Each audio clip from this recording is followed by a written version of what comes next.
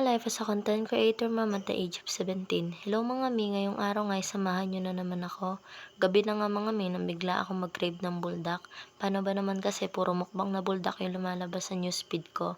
Dahil nga gabi na at malayo nga dito sa amin yung bilihan ng mga noodles, ay sabi ko nga sa asawa ko ay bilihan niya na nga lang ako ng pansit canton at beer brand. At kinuha ko na nga tong kaldero na paglulutuan ko ng alabuldak. At pagkakuha ko nga ay nilagyan ko na rin agad ng tubig. Paano ba naman kasi ay nagugutom na nga rin talaga ako. At isinalang ko na nga rin sa kalan at dahil nga noodles lang naman yung lulutuin ko ay dito ko na nga lang isinalang sa gasol. Pagka kasi sa dikahoy pa baka abutin pa ako ng siyam-siyam sa pagluluto. At nang kumulo nga yung tubig ay inilagay ko na nga rin tong pansit canton at hinalo-halo ko nga ng unti para mabasa din yung ibang part ng noodles. Habang inihintay ko nga kumulo ulit ay naglagay nga lang muna ako ng onting tubig sa mangkok at naglagay nga lang ako ng kalahati ng Bear Brand swak at hinalo-halo ko nga lang muna para walang magbuo-buo na maiwan. At habang inihintay ko nga kumulo ay nagyo-yo-yo nga muna yung mima nyo. At pagkakulo nga ay hinango ko na rin. Isang kulo nga lang yung ginawa ko dahil nga isasalang ko naman yan ulit mamaya. Pinatay ko nga muna yung apoy. At tinanggal ko nga lang yung tubig, gumamit na nga ako ng strainer para mapabilis yung ginagawa ko. Tiniktik ko nga lang yan ng mabuti. Pagkatapos ko nga tanggalin sa tubig ay sinalang ko na ulit sa apoy at inilagay ko na rin yung tinuna ko kanina na berbran. Pagkalagay ko nga ay nalo-halo ko lang, hindi ko nga tinigilan sa paghalo at baka masunog yung ilalim.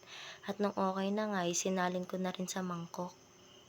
At pagkasalin ko nga, sinamot ko nga lang tong mga naiwan sa kaldero. Sayang naman kasi pag hindi ko sinamot, laman tiyan nga rin yan. At inilagay ko na nga rin tong pampalasa. Hindi ko na nga nilagay kanina habang nakasalang at mas lalo ngang didikit sa kaldero. At pagkayari ko nga ilagay lahat ng pampalasa ay minekos-mekos ko nga lang ulit. At nagising na nga rin yung anak ko. Hay, panigurado tulog na naman nito alas 11. Kakagising nga lang at kung ano-ano na naman yung kinukuha. At pagkatapos ko nga magluto ay lumabas na rin kami ng anak ko. Pumunta nga kami sa papa niya at nagagayat nga ng labong na pang-ulam pambukas. At tinikman ko na nga rin yung niluto ko kung sakto lang ba yung pagkakarimi. At ayun nga, sumakto naman sa gusto kong lasa. At yung bata nga akala mo naman pwede sa kanya kung makatingin. At sinibuan ko nga lang din yung asawa ko. Ayun parang hindi nag-aaway ah. At naka-chopstick pa nga dyan ng mima nyo. Pil na pil ko kasi ang pagkain ng noodles pag naka-chopstick ako. At sabi ko nga sa asawa ko, mas masarap ka ako to kung may itlog at hotdog. Sabi naman niya, wala na nga daw sumobra at bumili pa nga daw siya ng kape. Okay na nga rin to, at least nakain ko yung kinikrave ko. At tumayaw nga ako at kinuhanan ko nga ng pagkain yung anak ko. Naawa nga kasi ako, nakatingin sa amin habang kumakain kami. Hindi ko nga siya masubuan dahil nga maanghang at noodles nga rin ito. Bawal pa nga sa kanya kaya kinuhanan ko na lang siya ng tinapay niya.